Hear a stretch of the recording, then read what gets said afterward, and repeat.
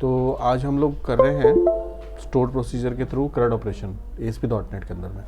तो very start, बिल्कुल start से करते हैं। सबसे पहले हम एसक्यूएल सर्वर में जाके एक स्टोर प्रोसीजर बना लेते हैं, एक छोटा सा एग्जांपल बना लेते हैं, फिर उसी के भी यहाँ पे हम लोग यहाँ पे इंसर्ट, अपडेट, डिलीट और सेलेक्ट करेंगे।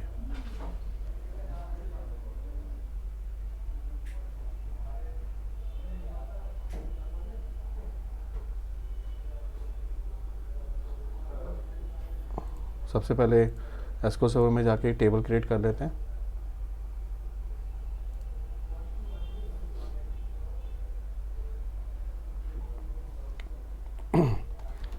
Create database. अगर आपका डेटाबेस पुराना बना हुआ है उसमें भी आप टेबल क्रिएट कर सकते हो, प्रोसीजर बना सकते हो। क्रिएट डेटाबेस, डेटाबेस का नाम मैंने ले लिया like test SP store procedure. F5 करते हैं। इस नाम का अगर पहले से बना होगा तो आपका मैसेज आ जाएगा कि ऑलरेडी बना हुआ है, तो इसमें मेरा नहीं बना हुआ है। फिर मैंने यहाँ पे किया क्रिएट टेबल। सबसे पहले भी यूज़ करते हैं पहले इसको, है ना, क्योंकि इसी के अंदर मुझे बनाना है। तो इसको लेंगे test_SP स्टोर प्रोसीजर, और इसके अंदर इसको हम लोग कंपाइल कर लेते हैं और इसके अंदर हम लोग टेबल बनाते हैं। क्रिएट टेबल, टेबल का नाम मैं ले लेता हूँ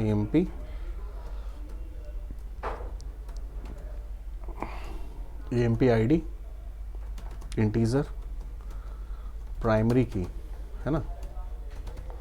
सेकंड कॉलम EMP नेम, जिसको मैं ले लेता हूँ varchar, साइज इसका 20 कैरेक्टर, और EMP DEPT डिपार्टमेंट, डिपार्टमेंट में हम लोग varchar ले लेते हैं। तो हम लोग कुछ 3 फील्ड्स मैंने बनाए, 3 फील्ड्स के भी यहाँ पे हम लोग क्या करेंगे, स्टोर प्रोसीजर बना लेते हैं और इसी को हम लोग फ्रंट एंड पे यूज़ करेंगे। तो यहाँ से सबसे पहले हम क्या करें, क्रिएट करें, किसके लिए प्रोसीजर बना रहे हैं, इंसर्ट के लिए। क्रिएट EMP प्रोसीजर बनाने के लिए देखो 2 चीज़ होता है, या तो प्रॉक लिखो या पूरा प्रोसीजर लिख सकते हो। पूरा प्रोसीजर भी लिख सकते हो या प्रॉक लिख सकते हो। प्रोसीजर किसके लिए बना रहे हो आप, इंसर्ट करना है, किस में करना है, EMP के अंदर में। तो EMP में जब आप इंसर्ट करोगे तो कितने पैरामीटर्स आपके होंगे, तीनों के लिए आप इंसर्ट कराओगे, ID, नेम और डिपार्टमेंट। तो तीनों के अलग अलग पैरामीटर्स बनाओगे। जैसे ID डेटा टाइप बताना पड़ेगा आपको, ID का डेटा टाइप क्या है। उसी तरह से आपको दूसरा पैरामीटर है नेम, NM, ऑब्जेक्ट बना लिया पैरामीटर का नाम, और उसको हम लोगों ने फिर उसका साइज भी स्पेसिफाई कर दिया। और @ तीसरा कॉलम क्या था, DEPT डिपार्टमेंट, जिसको हम लोग अगेन varchar ले रहे हैं, साइज का भी 15 कैरेक्टर है। ठीक है, ये जो पैरामीटर है वो किसके लिए है, ये जो पैरामीटर है वो किसके लिए है, इंसर्ट के लिए है। तो एज इंसर्ट इनटू, टेबल का नाम क्या है, EMP, और उसके अंदर जो हम वैल्यूज़ पास कर रहे हैं वो कौन सी वैल्यूज़ पा रहे हैं, जो मेरे पैरामीटर्स हैं, यानी कि EMP ID, EMP NM और @EMP DEPT डिपार्टमेंट। ठीक है, फिर फाइनली क्या करते हैं, इसको हम लोग एग्जीक्यूट करा देते हैं। क्रिएट ड्रॉप, इसमें क्या है, EMP के नाम से ही था मेरा, हाँ, क्रिएट, हम लोगों ने क्रिएट प्रोसीजर ले बनाना था ना, तो प्रोसीजर लेते हैं। फिर ये आप कुछ यहाँ से कंपाइल कर दो। ये आपका प्रोसीजर किसका बन गया, एक क्रिएट इंसर्ट का। तो वैसे करके आपको चारों प्रोसीजर्स बनाने हैं। तो मैं इसी को प्रोसीजर को कॉपी कर लेता हूँ और यहाँ पे कॉपी करके मैंने पेस्ट किया। अब मुझे बनाना है अपडेट का। तो अपडेट के लिए हम लोग क्या करेंगे, इसका नाम चेंज कर देते हैं, इंसर्ट की जगह पे अपडेट। अपडेट मैं तीनों में कराऊंगा, अपडेट के केस में भी तीनों पास होंगे। तो प्रोसीजर में यहाँ पे सिर्फ क्या चेंज होना है, मेरा क्वेरी चेंज होनी है, अपडेट EMP, एंड सेट होगा क्या, मुझे नेम वाले कॉलम को चेंज करना है, जिससे ये इसका नाम है EMP नेम, जिसका पैरामीटर जा रहा है @NM के नाम से, है ना।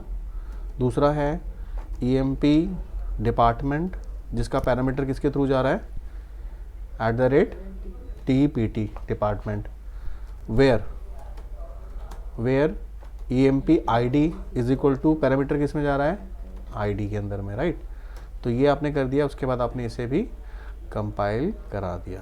तो ये आपका दूसरा प्रोसीजर भी बन गया। ठीक है, अब आपको क्या करना है, तीसरा बनाना है। फिर आप कॉपी कर लो इसको। डिलीट का बनाना है, इसको कॉपी करो फिर पेस्ट कर दो। और आपको क्या करना है इस केस में, यहाँ पे प्रोसीजर का नाम चेंज करना है, आपने रख दिया डिलीट। और यहाँ पे क्या करना है, वेयर को रहने दो और यहाँ लिखो डिलीट EMP, बस। और कुछ चेंज करने की आपको ज़रूरत नहीं है। इसको आप इसे प्रॉपर सेलेक्ट करो और कंपाइल करा दो। तीसरा भी बन गया। अब नेक्स्ट बनाना है आपको fourth one, control V paste किया, सेलेक्ट की क्वेरी, सेलेक्ट बनाना है। तो क्या आप पैरामीटराइज बनाना चाहते हो, तो सेलेक्ट ID के भी यहाँ पे आपको सर्च करना है, तो ID के बाद कॉमा नहीं होगा, इनको हटा देते हैं, ठीक है। और यहाँ पे क्या आएगा, सेलेक्ट स्टार फ्रॉम, टेबल का नाम क्या है EMP। तो ये आपका चौथा प्रोसीजर भी बन गया, जिसमें पैरामीटराइज प्रोसीजर आपने बनाया है। इसमें क्या किया, सॉरी यहाँ प्रोसीजर तक हमने क्या करना था ये, तो ये आपका चौथा प्रोसीजर भी बन गया। 4 प्रोसीजर आपके बन गए टेस्ट SP के अंदर में। अब हम आते हैं विजुअल स्टूडियो के अंदर में। विजुअल स्टूडियो ओपन करते हैं, एग्जिस्टिंग फाइल को हम क्लोज कर देते हैं फिलहाल के लिए। अब इस विजुअल स्टूडियो में हम लोग प्रोसीजर बनाने जा रहे हैं। कोई एग्जिस्टिंग डेटा खोलना है तो एग्जिस्टिंग पे कर लो, कोई बात नहीं।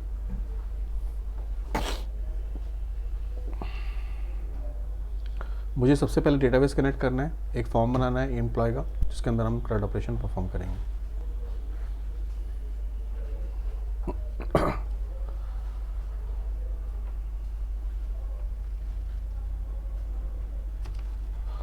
ओपन हो गया ये।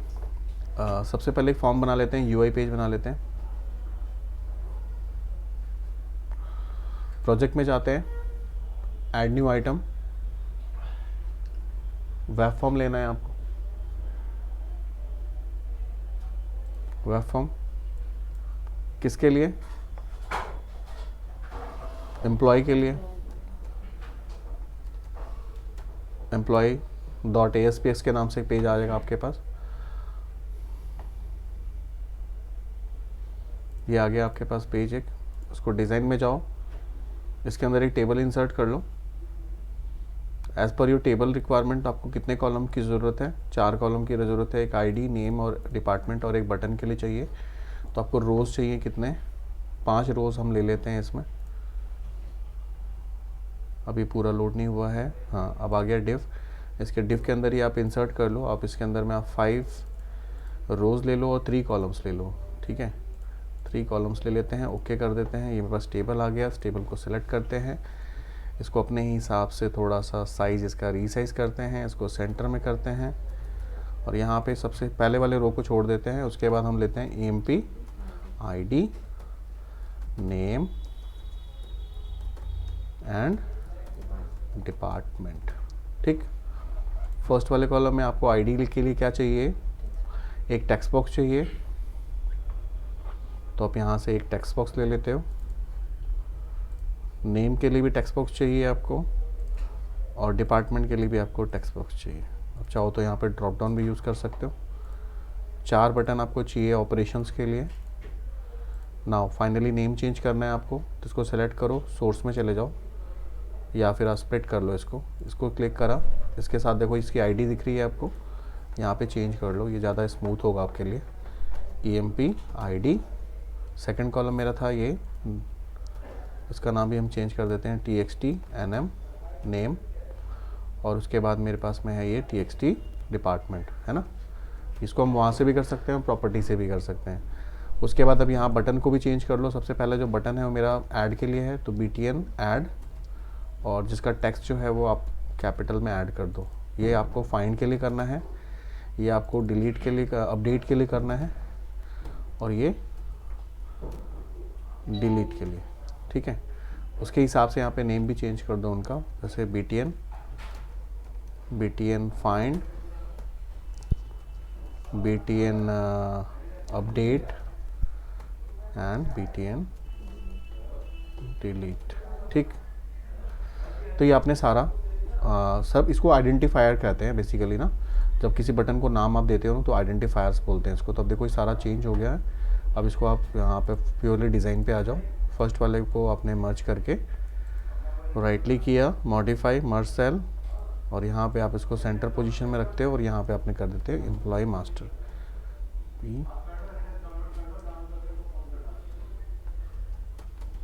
Employ details. ठीक है, इस तरह से आपने इसको सेलेक्ट उसको बोल्ड कर दिया और उसका साइज़ भी इंक्रीमेंट कर दी लाइक दिस। ठीक, ये आपका यूआई पेज बन गया। अब इस यूआई पेज को आपको कनेक्ट करना है आपके डेटाबेस से। ठीक, तो डेटाबेस से कनेक्ट करने के लिए आप सर्वर एक्सप्लोरर पे जाते हो। सर्वर एक्सप्लोरर आपको नहीं मिलेगा तो आपको व्यू में जाना होगा और व्यू में से जाके आप सर्वर एक्सप्लोरर को फाइंड आउट कर लेना। ठीक है, राइट क्लिक करोगे, ऐड न्यू कनेक्शन पे क्लिक करोगे, अगेन एसक्यूएल सर्वर में जाओगे, वहाँ पे फाइल पे जाके कनेक्ट पे क्लिक करोगे, जो सर्वर का नेम आ रहा है उसे कॉपी कर लोगे। कॉपी करने के बाद आप फाइनली यहाँ पे पेस्ट कर दोगे। जो आपने वहाँ पे बनाया था डेटाबेस, उसका नाम क्या था, टेस्ट एसपी है ना। एक बार टेस्ट कनेक्शन करके चेक कर लो, सारी इन्फॉर्मेशन ओके है, फाइनली ओके कर दोगे, देखोगे तुम्हारे पास में उस डेटाबेस का एक लिंक यहाँ पे आ जाएगा जिसमें वो टेबल तुम्हें शो करता हुआ दिखेगा, जिसमें आईडी, नेम और डिपार्टमेंट तुमने लिया था। फाइनली जो आपके पास नोड आया, इस पर राइट क्लिक करो। राइट क्लिक करने के बाद प्रॉपर्टीज़ में जाओ और यहाँ पे आप इसको सेलेक्ट ऑल कर लो, कॉपी कर लो, या फिर राइट क्लिक करके यहाँ पे सेलेक्ट ऑल का ऑप्शन आएगा और कॉपी का ऑप्शन आएगा। ठीक है, अब यहाँ पे कनेक्शन आप दो तरह से कर सकते हो। चाहो तो वेब कॉन्फ़िग में फाइल में करना चाहो वहाँ कर लो, नहीं तो चाहो इसी इंडिपेंडेंट पेज पे करना चाहो तो भी कर सकते हो। तो मैं आपको कौन सा बताऊँ, वेब कॉन्फ़िग वाली। तो यहाँ वेब कॉन्फ़िग के लिए आप सोल्यूशन में जाओगे, आप यहाँ पे वेब कॉन्फ़िग फाइल को ओपन करोगे। ऑलरेडी इसमें पहले से कनेक्शंस बने हुए होंगे, तो देखो यहाँ पे एक कनेक्शन बना हुआ है ऐड कनेक्शन के नाम से। तो इसी के अंदर में, इसी कनेक्शन स्ट्रिंग के अंदर में एक नया नेम हम ऐड कर देंगे। अगर आपने कनेक्शन स्ट्रिंग नहीं बना हुआ है तो यहाँ पे सबसे पहले आप सिर्फ लिखोगे कनेक्शन स्ट्रिंग, और जैसे ही कनेक्शन स्ट्रिंग का टैग बंद करोगे तो ये एंड टैग आ जाएगा, ये वाला। और ये इसको आपको लिखना है कॉन्फ़िगरेशन टैग के अंदर ही, चाहे कहीं पे भी लिख सकते हो, ऊपर भी इसको आप लिख सकते हो, कोई प्रॉब्लम नहीं है।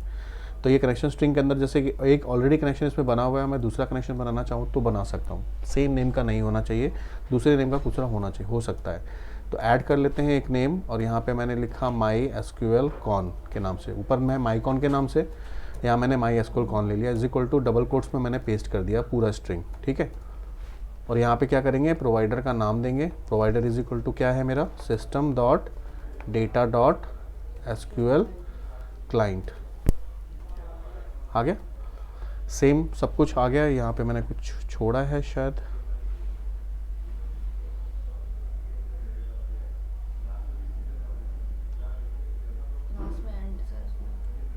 यस, मैंने इसको क्लोज नहीं किया था। ठीक है, तो ये क्लोज करना होगा, तो मैं एक कनेक्शन स्ट्रिंग के अंदर कई सारे कनेक्शंस को आप बना सकते हो यहाँ पे। ठीक है, ये हो गया। फाइनली मैं इस पे आ जाता हूँ। इस पेज पे राइट क्लिक करते हैं, व्यू पेज पे जाते हैं, और यहाँ पे जाके मुझे दो नेम स्पेस को कॉल करना होगा, system dot data dot SQL client, और दूसरा यूजिंग सिस्टम डॉट कॉन्फ़िगरेशन। ठीक, और एक और ले लो, यूजिंग सिस्टम डॉट डेटा, क्योंकि क्लासेस वगैरह टेबल वगैरह हम यूज़ करेंगे तो उसके लिए। उसके बाद फाइनली क्लास के अंदर आ जाओ, और यहाँ पे एसक्यूएल कनेक्शन कॉन के नाम से एक ऑब्जेक्ट बना लेते हैं, न्यू एसक्यूएल कनेक्शन, और जिसके अंदर में मैं कॉन्फ़िगरेशन के थ्रू कॉल करना है, तो configuration manager dot connection string, और उसके अंदर में आपको क्या करना है, जो आपने वहाँ पे स्ट्रिंग बनाया था माई एसक्यूएल कॉन के नाम से, मैंने उसको कॉल कर लिया, और उसका मुझे क्या कॉल करना है, उसका कनेक्शन स्ट्रिंग कॉल करना है। राइट, तो this is your connection code. Now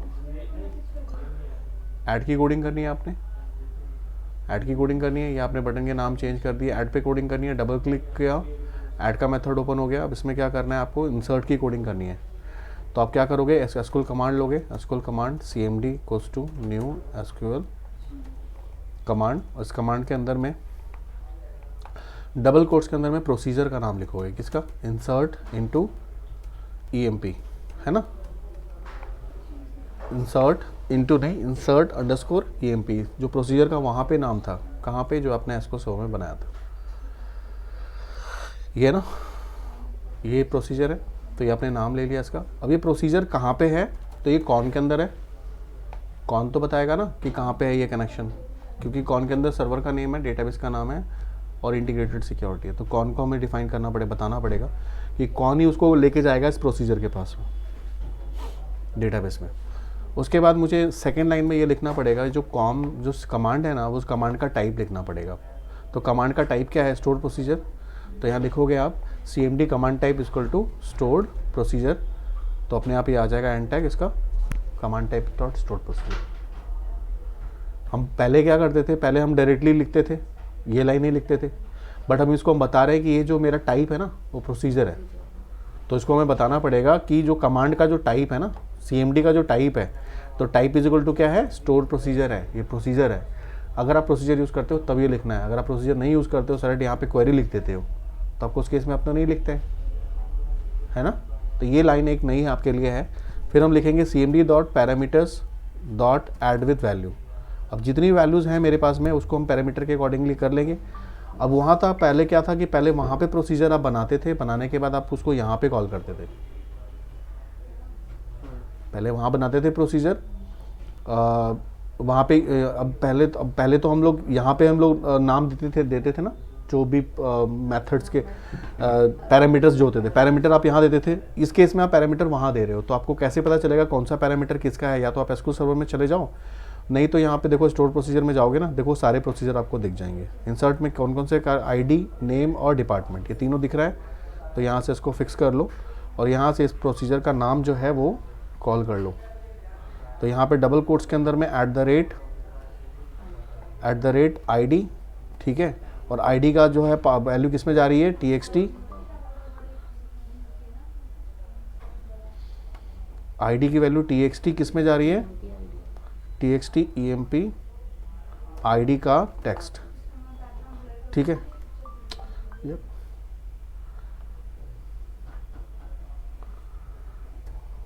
cmd dot parameters dot add with value, और उस वैल्यू के अंदर में एट द रेट, दूसरा क्या है?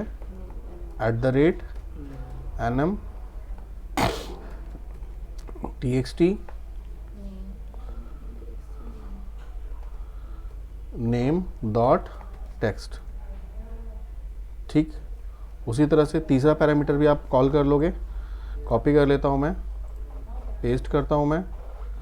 क्या है तीसरा? nm के बाद emp nm हो गया, फिर dpt, ठीक है। और डिपार्टमेंट के अंदर में जो इसका टेक्स्ट है dpt डॉट टेक्स्ट, है ना।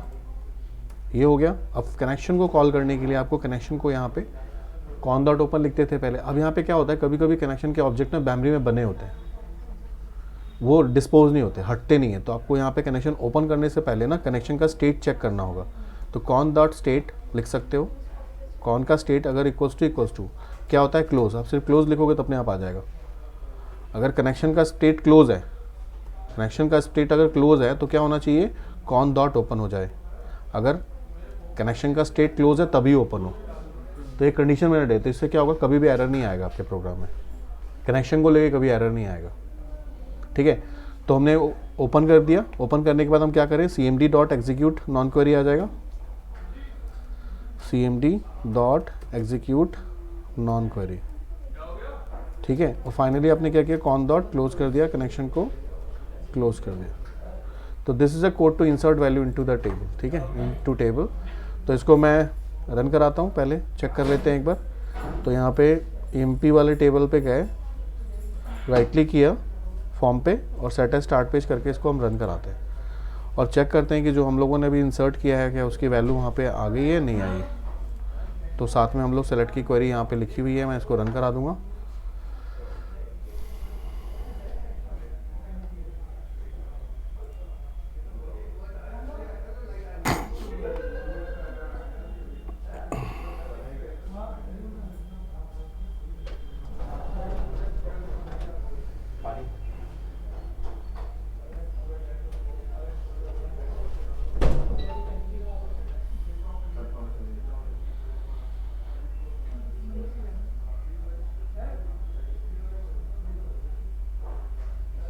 तो इसमें तुम देखोगे कि तुम्हारे पास फॉर्म आ जाएगा और उस फॉर्म के अंदर में जो भी वैल्यूज़ होगी, अब जैसे तुम वैल्यूज़ इंसर्ट करोगे तो तुम्हारी वैल्यूज़ डेटाबेस में जाके स्टोर हो जाएगी। देखो तुम्हारे पास फॉर्म आ गया, इस फॉर्म पे हम कोई भी आईडी डालते हैं, जैसे 101 डाला, एम्प्लॉय का नेम मैंने डाल दिया और एम्प्लॉय का डिपार्टमेंट मैंने डाल दिया अकाउंट्स। ठीक है, तो यहाँ पे जाके जैसे मैं इसको ऐड पे क्लिक करूँगा तो ये डेटाबेस में सेव हो गया, लेकिन कोई मैंने मैसेज अपीयर नहीं कराया था इसलिए मैसेज अपीयर नहीं हुआ। अगर मैं यहाँ पे कोई लेबल वगैरह में चाहता तो हो सकता था, राइट। तो ये चीज़ देखो हो गई आपकी, और होने के बाद अगर आप चाहो तो इसको आप चेक कर लो यहाँ पे कि आपकी वैल्यू स्टोर हुई है नहीं हुई है। तो देखो आपके पास में मुकेश की वैल्यू जो है, जो कि अकाउंट डिपार्टमेंट में है, वो स्टोर हो गई वैल्यू। तो ये आपका हो गया प्रोसीजर किसका, इंसर्ट का। उसी तरह से जो इंसर्ट का प्रोसीजर है, सेम प्रोसीजर को आप कॉपी करो, आपको कुछ चेंज करने की ज़रूरत नहीं है। मतलब आप देख रहे हो ना, आप एक कोड से कितने कोड आप बना रहे हो, सिर्फ आपको एक कोड को ध्यान रखना है, सारे कोड उससे बन जाएंगे। आपको सिर्फ आपको अपना दिमाग लगाना है कि कैसे काम होना है। अपडेट में जाके हमने अपडेट की कोडिंग डाल दी। अब यहाँ पे प्रोसीजर का नाम क्या करेंगे, चेंज कर देंगे। यहाँ मैंने कर दिया अपडेट। अपडेट में भी तीनों पैरामीटर्स जा रहे थे, चेक कर लो यहाँ से जो आपके अपडेट के जो है उसके अंदर में चारों हैं कि नहीं है, क्योंकि जो पैरामीटर्स होंगे उसके हिसाब से आपको वैल्यूज़ भेजनी है, राइट। ये वाला नहीं था शायद, वेबसाइट 30 है ना ये, हाँ ये वाला है। हाँ, अब अपडेट में आप देखो आपने पैरामीटर कितने यूज़ किए, 1 2 3 4, चारों पैरामीटर जाएंगे। आईडी के बिहाफ पे होगा ना, वेयर में तो आईडी जाएगा ना, वेयर में तो आईडी आपने भेजा ही है, तो चारों पैरामीटर तो जाएंगे। ठीक है, फाइनली डिलीट का हो गया। डिलीट के बाद आप चाहते हो कि सारी जो अपडेट का हो गया ये, अगर आप कोई मैसेज दिखाना चाहते हो तो आप मैसेज भी दिखा सकते हो। और उसके बाद फिर फाइनली हम डिलीट का करते हैं। यहाँ पे गए, डिलीट पे डबल क्लिक किया, प्रोसीजर को पेस्ट कर दिया। यहाँ पे क्या नाम आ जाएगा, डिलीट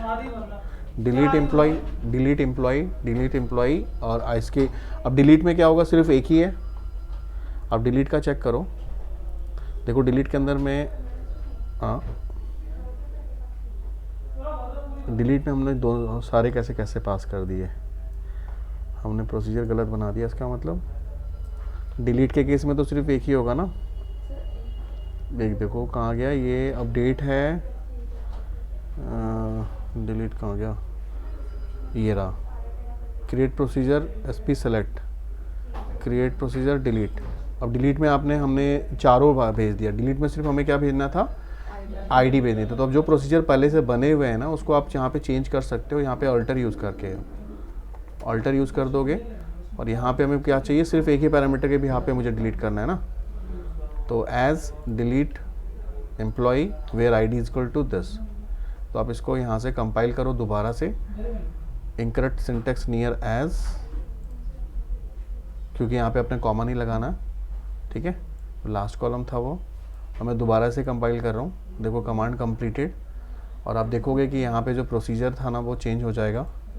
राइट क्लिक करके रिफ़्रेश करो, नहीं ये नहीं था, ये था रिफ़्रेश। अब देखो डिलीट के साथ एक पैरामीटर आ गया। तो यहाँ पे आपको क्या करना है, डिलीट के साथ एक पैरामीटर ही भेजना है, ये दोनों नहीं भेजने हैं आपको।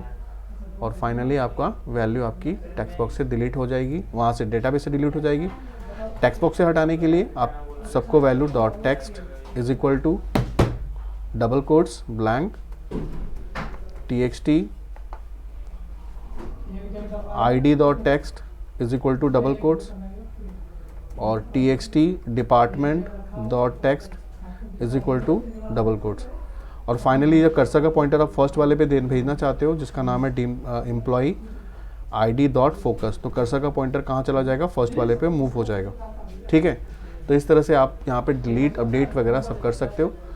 और फाइंड करना है आपको, तो फाइंड के लिए थोड़ा सा आपको चेंज करना होगा। फाइंड पे जाते हैं, सेम को कॉपी पेस्ट करते हैं। यहाँ पे फाइंड में क्या था, सेलेक्ट है ना, और सेलेक्ट के केस में क्या जा रहा था, एक ही जाएगा ना। इसको डिलीट कर दो यहाँ से।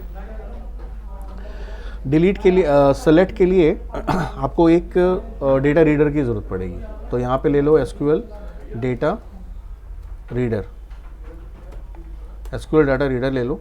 ऑब्जेक्ट का नाम ले लिया आपने डीआर, कनेक्शन ओपन किया, और डीआर में DR is equal to CMD execute reader कर दो, एग्जीक्यूट रीडर। तो CMD की वैल्यू जो है वो किसके अंदर आ जाएगी, DR के अंदर आ जाएगी। जब DR के अंदर आ गई तो आप क्या करें, उसको सेलेक्ट करना चाह रहे हो तो आप यहाँ पे चाहो तो इफ़ कंडीशन लगा सकते हो या वाइल लगा सकते हो। ऊपर तो आपने कर ही लिखा है, तो अगर इफ़ DR डॉट रीड, अगर DR रीड कर रही है तो उस केस में आपको क्या चाहिए, सारी वैल्यूज़ आपको दिखा लेनी है। DR की अगर वैल्यू, DR में अगर टेबल में वैल्यू है तो सारे वैल्यूज़ आपका दिखा दे। सेलेक्ट की क्वेरी तुमने चलाई रखी है तो यहाँ पे TXT EMP ID के अंदर में डॉट टेक्स्ट, EMP ID तो अपने आप रिट्रीव करेगा क्योंकि ID में तो तुम खुद डाल रहे हो, ID में डालोगे तभी तो रिट्रीव करेगा। तो TXT नेम के अंदर उठा लेते हैं, नेम का जो टेक्स्ट होगा वो क्या होना चाहिए, DR का कौन सा कॉलम, नेम वाला कॉलम जो वहाँ पे है उसका नाम क्या रखा था, EMP नेम, और डॉट टू स्ट्रिंग कर देंगे, ठीक है। उसी तरह से दूसरी वैल्यू क्या था, TXT डिपार्टमेंट जो यहाँ पे है, उसके टेक्स्ट के अंदर में हम क्या दे रहे हैं, DR का वहाँ पे जो हमने बनाया हुआ था EMP DEPT एंड अंडरस्कोर लगाया था क्या, टेबल के अंदर में हम लोगों ने अंडरस्कोर नहीं लगाया, तो हम लोगों ने इस तरह से यहाँ पे देना है डॉट टू स्ट्रिंग।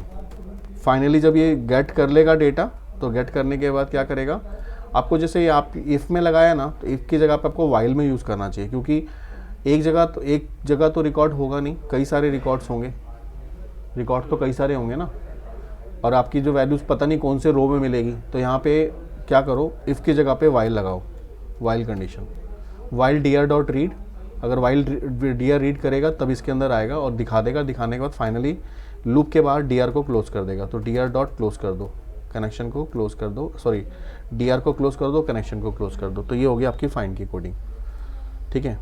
तो मैं इसको एग्जीक्यूट कराता हूँ। तो भी हम लोगों ने डेटाबेस में, मेरे पास एक रिकॉर्ड है